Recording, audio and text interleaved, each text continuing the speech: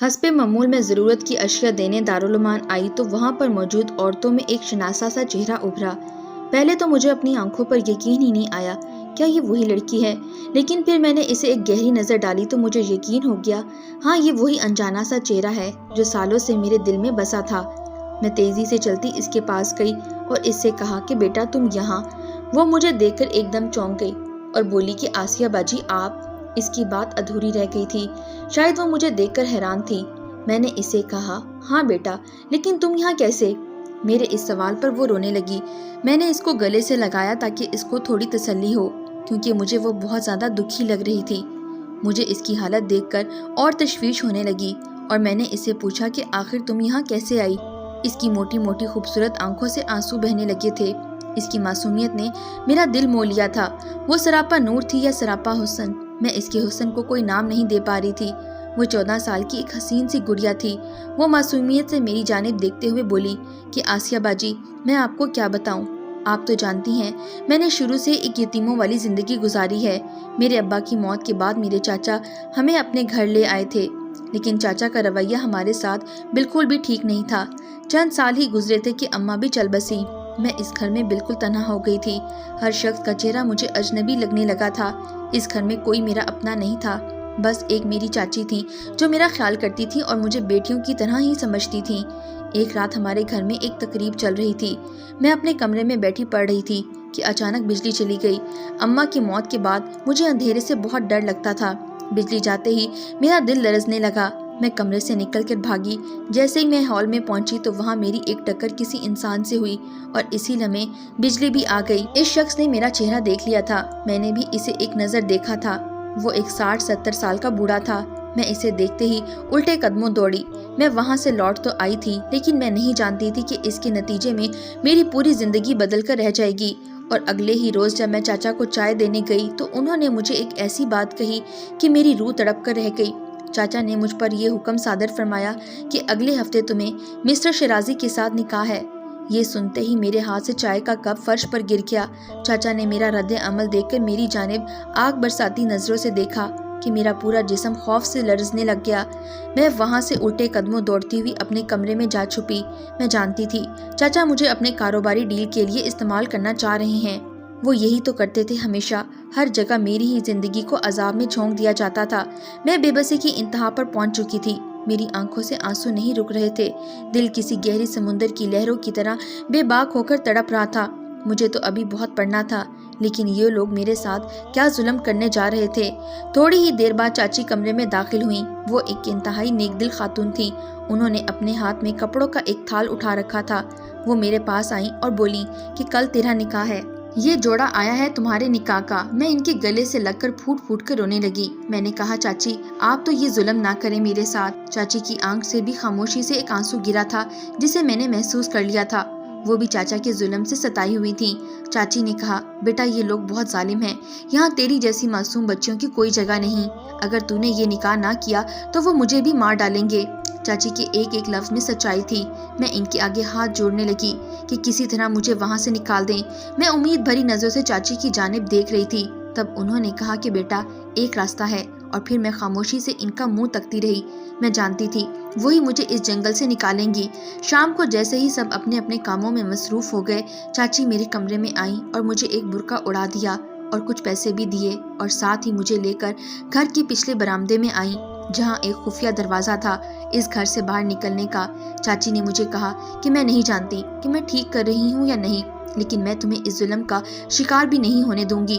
ان پیسوں سے تم آرام سے کسی دوسرے شہر بھی جا سکتی ہو، ہاسٹل میں بھی رہ سکتی ہو۔ اب تم کہیں بھی چلی جانا، لیکن واپس کبھی مت آنا۔ میں اس وقت چاچی کی بہت مشکور تھی۔ ایک آخری بار ان کے سینے سے لگی، کیونکہ ایک وہی تھی جنہوں نے مجھے اپنی بیٹیوں کی طرح پالا تھا۔ خیر میں وہاں سے نکل تو آئی، لیکن میں نہیں جانتی تھی کہ مجھے کہاں جانا ہے۔ کالی اندھیری رات تھی، ہر طرف خاموشی تھی، کیونکہ اکثر دیہاتوں میں لوگ جاڑے کے موسم میں جلدی گھروں میں چلے جاتے ہیں۔ ہوائیں تیز تیز چل رہی تھیں، کیونکہ مجھے خوف تھا میں کہیں پھر اس ویسی شخص کے قبضے میں نہ آ جاؤں۔ چلتے چلتے میں آخرکار سڑک پر پہنچ آئی تھی۔ وہاں پر بھی گاڑیاں اور رکشے گزر رہے تھے۔ میں جلدی سے ایک رکشے میں بیٹھی اور میرے منہ سے نہ جانے کیوں بے ساختہ نکل گیا کہ بھیا مجھے دارالمان جانا ہے۔ وہ تقریباً 1 گھنٹے کے بعد مجھے ایک دارالعلوم کے دروازے پر چھوڑ آیا۔ میں گاؤں میں رہتی تھی اور میری مطلوبہ جگہ شہر میں تھی، اس لیے مجھے وہاں تک پہنچانے میں دیر لگ گئی۔ ابھی مجھے وہاں گئے ہفتہ بھی نہیں گزرا تھا کہ آپ آ گئیں۔ اس کی چمکتی آنسوں سے بھری نگاہیں میرے دل میں اتر رہی تھیں۔ میں نے اسے سینے سے لگا لیا اور کہا کہ تمہیں اب فکر مند ہونے کی ضرورت نہیں ہے، اب تم یہاں میرے پاس بالکل محفوظ ہو۔ میری باتوں اور میرے خلوص سے شاید اسے کوئی انجانا سا تحفظ محسوس ہوا تھا، کیونکہ اس کے آنسو اور اس کا خوف کم ہو گیا تھا۔ تھوڑی ہی دیر بعد موہت بھی گھر آ گئے اور جیسے ہی گھر میں داخل ہوا، میں اور ثنا ڈرائنگ روم میں بیٹھے تھے۔ وہ ثنا کو دیکھ کر چونکا اور بولا، یہ کون ہے؟ میں نے اسے آنکھ کے اشارے سے خاموش رہنے کا کہا اور وہ فوراً چپ ہو گیا۔ تب میں نے اسے بس اتنا بتایا کہ یہ میرے جاننے والی ہیں اور یہ اب یہاں رہیں گی۔ اس نے یکدم چونک کر سوالیہ نظروں سے میری جانب دیکھا اور پھر خاموش ہو گیا۔ میں جانتی تھی اسے اس بات پر کوئی اعتراض نہیں ہوگا، کیونکہ وہ مجھ سے بے حد محبت کرتا تھا۔ تھوڑی ہی دیر بعد کمرے میں جاتے ہی موہت نے مجھ پر سوالوں کی بارش کر دی کہ یہ کون ہے، کہاں سے آئی ہے، یہاں کیوں رہے گی اور تمہاری کیا لگتی ہے؟ اب میں نے اسے بتایا کہ 5 سال پہلے جب ہم ایک NGO کے ساتھ کام کے سلسلے میں گاؤں میں کچھ دن رہنے گئے تھے تو اس لڑکی کا گھر بالکل ہمارے برابر میں تھا اور یہ اکثر میرے پاس آیا کرتی تھی۔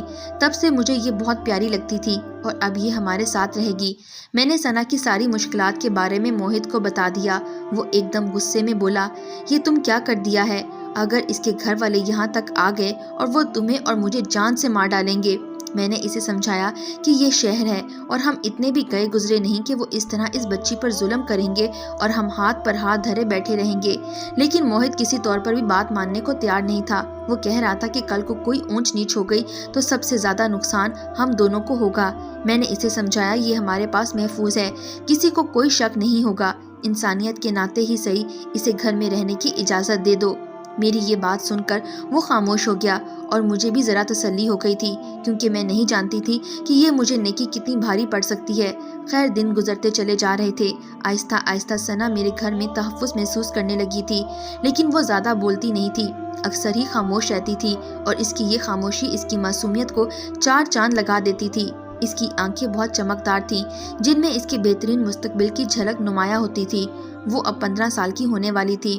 میں نے اس کا داخلہ شہر کے بہترین کالج میں کروا دیا تھا اور وہ میری ہی گاڑی اسے روز کالج سے لینے اور چھوڑنے کا کام کرتی تھی۔ وہاں جا کر بھی اس کی مزاج میں کوئی تبدیلی نہیں آئی تھی، وہ ویسے ہی خاموش مزاج کی رہی۔ اس کا FA پورا ہونے والا تھا، مجھے اس کی بہت عادت ہو گئی تھی۔ میری اولاد نہیں تھی، لیکن ثنا کے آ جانے سے میری تنہائی دور ہو چکی تھی۔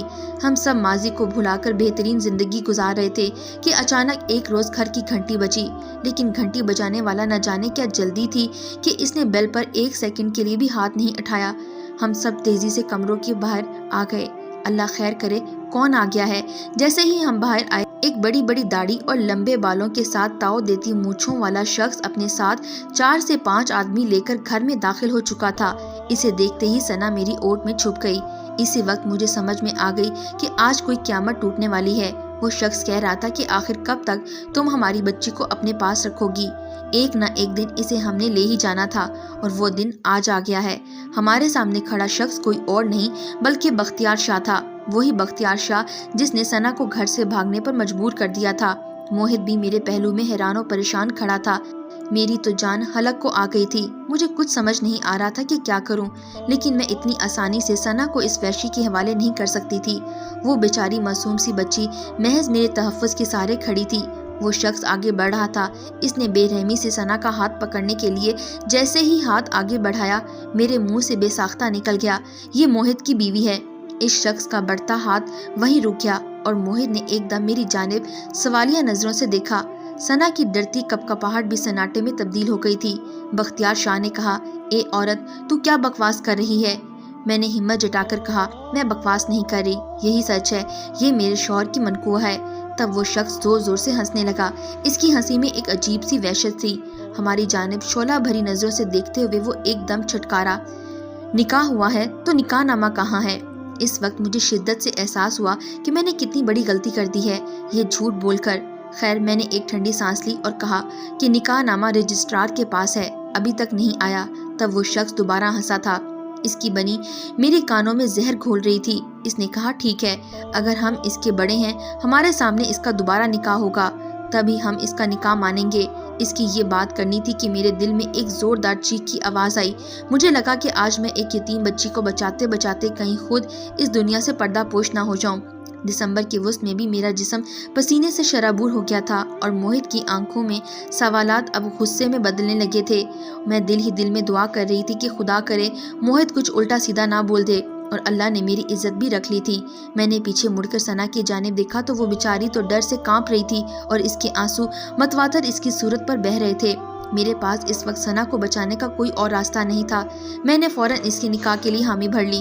مولوی صاحب کو بلایا جا رہا تھا۔ موہت نے مجھے اکیلے میں بلایا اور بولا، یہ تم کیا کر رہی ہو؟ آسیہ، تم اس لڑکی کو میرے سر پر کیوں بٹھا رہی ہو؟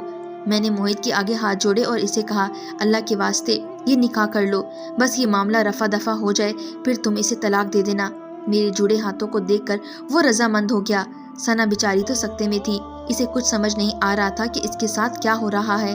میں نے اسے گلے سے لگا کر پیار کیا، اسے سمجھایا کہ سب ٹھیک ہو جائے گا۔ مولوی صاحب آ چکے تھے اور میں اپنے شوہر کو اپنے ہاتھوں سے کسی اور کے حوالے کرنے کے لیے تیار تھی۔ ثنا کی آنکھیں رو رو کر لال ہو چکی تھیں۔ وہ تو سوچ بھی نہیں سکتی تھی کہ اس کے ساتھ ایسا بھی ہو سکتا ہے اور وہ اس طرح کسی کی شادی شدہ کی منقوہہ بنائی جائے گی۔ میں تو جس کرب سے گزر کر یہ کڑوا گھونٹ بھرا تھا، یہ صرف میں ہی جانتی تھی۔ نکاح ہو گیا تھا اور ہر قبول ہے کے ساتھ مجھے اپنا آپ اندھے کنویں میں جاتا دکھائی دے رہا تھا۔ ثنا کے چاچا وہاں سے اپنی بھتیجی کا نکاح ہوتے ہی واپس چلے گئے اور ہم تینوں کی زندگیوں کو ایک عجیب سی کشمکش میں مبتلا چھوڑ گئے۔ ہم تینوں کے پاس ایک دوسرے کو کہنے کے لیے کچھ نہیں بچا تھا۔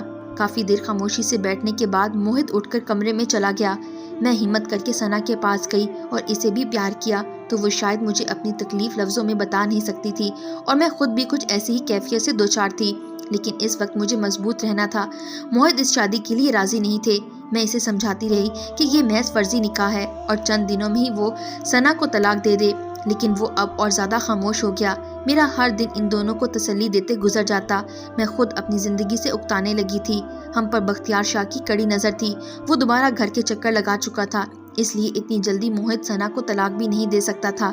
ابھی اس شادی کو 2 ماہ ہی گزرے تھے کہ ایک دن میرا بھائی دبئی سے اچانک میرے گھر آ گیا۔ 2 مہینوں میں پہلی بار میں دل سے مسکرائی تھی۔ میرا بھائی مجھ سے 1 سال چھوٹا تھا اور دبئی میں کاروبار کرتا تھا۔ میری اس میں جان بستی تھی۔ موہت اور وہ آپس میں بہترین دوست بھی تھے، اس لیے موہت بھی اسے دیکھ کر کھل اٹھا تھا۔ وہ بہت زندہ دل انسان تھا جو ہر وقت خوش رہتا تھا اور دوسروں میں خوشیاں بانٹتا تھا۔ آج وہ آیا تو میں نے اس کی ملاقات ثنا سے بھی کروائی۔ وہ ثنا کی جانب دیکھتے ہی کہیں کھو سا گیا تھا۔ اس کی نظریں میں نے فوراً سے پڑھ لی تھیں۔ میرے دل میں اس وقت ایک نیا خیال ابھرا تھا۔ خیر وہ نہا دھو کے کھانے کی میز پر آ بیٹھا۔ ثنا اور موہت بھی میرے ساتھ بیٹھے تھے۔ میں اپنے بھائی احسان کو ثنا اور موہت کے بارے میں کچھ نہیں بتانا چاہتی تھی، اس لیے میں نے موہت کو بھی روک دیا تھا کہ وہ بھی کچھ نہ بتائے۔ احسان ہمیشہ کی طرح مذاق سے بھرپور باتیں سنانے لگا، کچھ اپنے دوستوں کے قصے تو کچھ اپنے ورکرز کی باتیں۔ اس کی باتیں سن کر ثنا بھی آج مسکرا رہی تھی۔ اس کے چہرے پر بھی مسکراہٹ بے حد حسین لگتی تھی۔ چند دن یوں ہی گزرتے رہے۔ آج کل وہ ذرا بولنے لگی تھی، لیکن ہمارے ساتھ نہیں بلکہ احسان کے ساتھ، اور مجھے اس چیز کی بے حد خوشی تھی کہ احسان اور وہ دونوں آپس میں بات چیت کر رہے ہیں۔ دوسری جانب موہت کے دل میں ثنا کے لیے ایک عجیب سی نفرت تھی اور ثنا بھی اس کا سامنا کرنے سے کتراتی تھی۔ یہ بات مجھے پریشان کر دیا کرتی تھی۔ میں جانتی تھی کہ موہت مجھے بے پناہ محبت کرتے ہیں اور وہ کبھی مجھے دھوکہ بھی نہیں دیں گے، لیکن میں یہ بھی جانتی تھی کہ اس طرح ایک گھر میں بالکل خاموش ہو کر زندگی نہیں گزاری جا سکتی۔ ایک روز احسان نے مجھے بتایا کہ وہ ثنا کو پسند کرتا ہے۔ مجھے یہ سن کر بے حد خوشی ہوئی، لیکن میرے دل میں عجیب سا وہم بھی اٹھ رہا تھا۔ اگر احسان کو حقیقت معلوم ہوئی تو وہ کیا کرے گا؟ میں نے اس بارے میں کبھی کسی کو نہیں بتایا تھا۔ ہر کوئی نہیں جانتا تھا کہ میں نے اپنے ساتھ ایک یتیم بچی رکھی ہوئی ہے۔ خیر فی الوقت مجھے یہ بات ثنا اور موہت کو بتانی تھی۔ سب سے پہلے میں ثنا کے پاس گئی اور اسے بتایا کہ احسان تمہیں چاہتا ہے اور تم سے شادی کرنا چاہتا ہے۔ تب اس نے حیرت سے میری جانب دیکھا اور بولی، لیکن میری شادی تو موہت سے ہوئی ہے۔ تو میں نے اسے کہا، یہ تو نام کا رشتہ ہے میری گڑیا، ایک فرضی نکاح ہے جسے جب چاہے ختم کیا جا سکتا ہے۔ تب اس کے چہرے پر ایک مسکراہٹ ابھری جس سے میں نے اس کی احسان سے پسندیدگی کا اندازہ بھی لگا لیا۔ موہت کو بھی احسان کے بارے میں جان کر کچھ برا نہیں لگا۔ میں نے موہت سے کہا کہ تم اسے طلاق دے دو تاکہ ہم اس کی شادی احسان سے کروا دیں۔ موہت نے کہا ٹھیک ہے، ابھی تو مجھے میٹنگ کے سلسلے میں ملک سے باہر جانا ہے، جیسے ہی واپس آؤں گا طلاق دے دوں گا۔ میں نے اس کی واپسی کے اگلے دن احسان اور ثنا کی منگنی کی تاریخ طے کر دی۔ اس نکاح کو 6 مہینے کا عرصہ گزر چکا تھا اور مجھے کبھی اپنے شوہر اور ثنا کے رشتے کو لے کر کوئی شک و شبہ نہیں تھا۔ مجھے یہی لگا کہ موہت کبھی بھی ثنا کے ساتھ کوئی زیادتی نہیں کر سکتا۔ میرا ایک ہی بھائی تھا، اس لیے میں زور و شور سے تیاری کر رہی تھی۔ اب تو آسانی سے ثنا کا نکاح میرے بھائی سے ہو سکتا تھا۔ ہم بے حد خوش تھے، لیکن انہی تیاریوں کے دنوں میں ایک دن اچانک ثنا کی طبیعت کافی خراب ہو گئی۔ میں اسے فوراً ڈاکٹر کے پاس لے گئی۔ ڈاکٹر نے مجھے ایک ایسی بات بتائی جسے سن کر میرے دماغ کی نسیں پھٹنے لگیں۔ میرے ہوش تک اڑ گئے۔ مجھے لگا شاید میرے سر پر کسی نے آسمان گرا دیا تھا۔ لمحہ با لمحہ ثنا کے چہرے کی جانب دیکھنے لگی تو اس نے نگاہیں نیچے کر لیں۔ ڈاکٹر نے بتایا کہ ثنا ماں بننے والی ہے۔ آج میرا ضبط جواب دے چکا تھا۔ ثنا سے مجھے اس حرکت کی بالکل امید نہیں تھی۔ میں اسے گھر لے آئی اور آتے ہی پوچھا، یہ کس کا بچہ ہے؟ تم جانتی بھی ہو اگر موہت اور احسان کو یہ بات پتہ چلی وہ تمہارا کیا حال کریں گے؟ میں نے اسے کہا کہ ابھی اسی وقت اس گناہ کو لے کر میرے گھر سے نکل جاؤ۔ میرے سامنے ہاتھ جوڑ رہی تھی کہ خدا کے لیے باجی یہ ظلم نہ کریں، میں نے کوئی گناہ نہیں کیا۔ میں اسے گھسیٹتی ہوئی دروازے تک لائی کہ اچانک گھر کے ہال کا دروازہ کھلا اور موہت اندر داخل ہوا۔ ثنا ہاتھ جوڑ کر گڑ گڑا رہی تھی۔ موہت ایک دم ہڑبڑا کر آگے بڑھا اور اس نے ثنا کو تھام لیا اور بولا، کیا ہوا ہے؟ کیوں بیچاری پر ظلم کر رہی ہو؟ میں اس کی بات پر اور تلملا اٹھی۔ میں نے کہا، تم نہیں جانتے اس بیچاری نے کیا کیا ہے؟ موہت نے کہا، کیا کیا ہے اس نے؟ مجھے بھی بتاؤ۔ تب میں نے اس کی جانب دیکھا اور بولی کہ یہ کسی کے ساتھ منہ کالی کر کے آئی ہے اور یہ ماں بننے والی ہے۔ تب موہت کے منہ پر ایک مسکراہٹ در آئی۔ اس نے کہا، واقعی ثنا تم ماں بننے والی ہو؟ تب میں نے سوالیہ نظر سے موہت کی جانب دیکھا اور بولی کہ تم ہنس کیوں رہے ہو؟ تب موہت نے کہا، خوش ہونے کی بات تو ہے، میں باپ بننے والا ہوں، یہ بچہ میرا ہے۔ اس کے لفظ ابھی منہ میں ہی تھے کہ مجھے لگا جیسے میرے اوپر کسی نے کوئی ظلم کا پہاڑ توڑ دیا ہو اور میں ایک دم لڑکھڑا کر پیچھے کو ہوئی۔ میں سوچ بھی نہیں سکتی تھی کہ میری یہ نیکی مجھے اتنی بھاری پڑ سکتی ہے۔ میں نے موہت کی جانب دیکھا اور ہمت جٹا کر بولی کہ موہت، یہ تم کیا کہہ رہے ہو؟ میرے آنسو بار بار میرے گلے میں اٹک رہے تھے۔ موہت نے کہا، اس میں غلط کیا ہے؟ ہماری شادی کو 7 سال ہو چکے ہیں، تم آج تک مجھے اولاد کی خوشی نہیں دے سکی اور میں نے کوئی گناہ نہیں کیا۔ مجھے ثنا نے میرا حق دیا ہے اور میں نے ہی ثنا کو روکا تھا تاکہ تمہیں کچھ پتہ نہ چلے۔ وہ تو اس سب کے لیے تیار ہی نہیں تھی۔ میں نے بڑی مشکلوں سے اسے رشتے کو قائم کرنے کے لیے منایا تھا۔ ابھی یہ ہماری باتیں کر ہی رہے تھے کہ احسان بھی آ گیا۔ وہ شاید یہ سب کچھ سن چکا تھا۔ وہ خاموشی سے اپنے کمرے میں چلا گیا اور مجھے اپنا آپ ایک کٹہرے میں کھڑا لگنے لگا۔ میں نے کبھی کسی کے ساتھ برا نہیں کیا تھا، لیکن میرے ساتھ جو ہوا وہ انتہائی غلط تھا۔ ثنا کی آنکھوں میں شرمندگی تھی، لیکن اس وقت وہ مجھے بھی زہر لگ رہی تھی۔ میں وہاں سے بھاگتی اپنے کمرے میں چلی گئی۔ مجھے کچھ سمجھ نہیں آ رہی تھی کہ میں کیا کروں، کس طرح اس مشکل وقت کا سامنا کروں۔ میں نے کمرے میں جاتے ہی وضو کیا اور جائے نماز پر بیٹھ گئی۔ میں اللہ سے دعا کرنے لگی، یا اللہ کوئی راستہ تو دکھا اس مصیبت سے نکلنے کا۔ میرے آنسو گر رہے تھے اور میری دعا میں اٹھے ہاتھ بھی کانپنے لگے۔ میں اس روز تمام تر حدیں توڑ کر رو رہی تھی۔ کوئی عورت کیسے اپنے شوہر کے ساتھ دوسری عورت کو برداشت کر سکتی ہے؟ پھر اچانک میرے دل میں اللہ نے ایک خیال ڈالا کہ میں غلط رو رہی ہوں، میرے یہ آنسو فضول ہیں۔ جب اسلام مرد کو 4 شادیاں کرنے کی اجازت دیتا ہے تو پھر میں کیوں اس چیز پر شور ڈال رہی ہوں؟ اور موہت کی بات غلط تو نہیں، اولاد کون نہیں چاہتا؟ موہت کی خواہش ناجائز تو نہیں ہے؟ اس بچی کا تو کوئی قصور ہی نہیں ہے۔ میں نے خود اس معصوم گڑیا کی شادی کروائی تھی اور موہت تو مرد ہے، اس نے محض اپنا حق ہی تو مانگا ہے۔ وہ تو ثنا کو پسند بھی نہیں کرتا تھا، اس نے یہ سب میری محبت میں ہی تو کیا تھا۔ بس انہی سوچوں میں گم میں وہاں سے ایک فیصلہ کر کے اٹھ کھڑی ہوئی اور کمرے کے باہر نکل آئی۔ میرے دل سے منو بوجھ ہٹ گیا تھا۔ میں سیدھا ثنا کے پاس گئی اور اسے سینے سے لگا لیا۔ میں اسے سچے دل سے قبول کر چکی تھی۔ موہت بھی اس چیز سے خوش تھا۔ موہت کی محبت میرے لیے کم نہیں ہوئی تھی۔ احسان اگلے ہی دن وہاں سے دبئی چلا گیا تھا۔ اس نے مجھ سے کوئی شکوہ نہیں کیا تھا۔ ہمارے ہاں بیٹے کی پیدائش ہوئی تھی۔ ہم سب ایک ساتھ رہتے ہیں اور بہت خوش بھی ہیں۔ ثنا بالکل مجھے چھوٹی بہنوں کی طرح عزیز ہے۔ ثنا کا بیٹا مجھے بڑی امی کہہ کر پکارتا ہے۔ ثنا میری بےحد عزت کرتی ہے اور ثنا کا بیٹا میرے موہت کا خون ہے، اس کی اولاد ہے، اس لیے وہ مجھے دل و جان سے پیارا ہے۔ اگر میں اس وقت کوئی غلط قدم اٹھا لیتی تو شاید میں اپنے ساتھ موہت اور ثنا کی زندگی بھی برباد کر بیٹھتی۔ میں اللہ کا لاکھوں بار شکر ادا کرتی ہوں کہ اللہ نے مجھے کسی بڑے گناہ سے بچا لیا تھا۔